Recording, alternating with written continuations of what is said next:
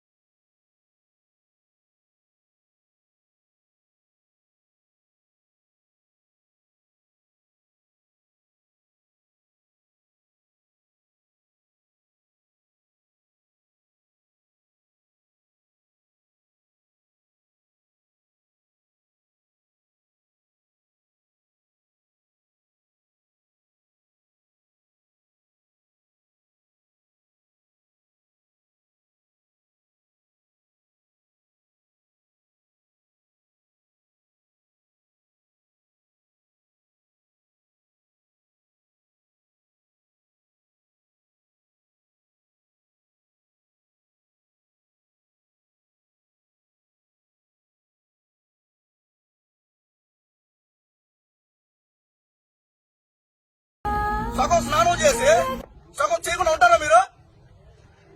అడుగుతున్నా రాజకీయ నాయకుల్ని. మెయిన్ ప్రాంతం ఎక్కడే చేయకుండా ఎట్లా? కార్మికులు ఉన్నారు. ఒక్కొక్క రైతు గడ్డి మోపులు ట్రాక్టర్లు వేసుకొని పోతా ఉంటే దేవుడు కనిపిస్తున్నాడు. రైతులు కానివచ్చు, జనాలు మీకు విద్యార్థులు ఎర్రి పుష్పాల్లో కనిపిస్తున్నారా? ఒకదానికి పర్మిసిబుల్ లిమిట్ ఉంటుంది. పర్మిసిబుల్ లిమిట్ లాగితే ఏమవుద్ది? డిస్పోర్ట్ అయిపోద్ది అంతా. అట్లా ఉంది మీది. జనాల యొక్క హృదయాల్ని గెలుచుకోవాలి కానీ వాళ్ళ హృదయాల్ని డిస్పాటిల్ చేయకూడదు. లాగుతున్నారు మీరు. పెర్మిసిబుల్ లిమిట్ కి దాటి లాగుతున్నారు. తీగని తెగిపోద్ది. 6 నెలలు 7 నెలల నుంచి గచ్చుకుల్లా తిరిగి తిరిగి తిరిగి తిరిగి తిరిగి వాళ్ళకి మీ ఇళ్ల మీదకి వచ్చి ధర్నా చేస్తారు. వారం రోజుల కల్లా మీరు రోడ్డు వేస్తారు. వేయండి.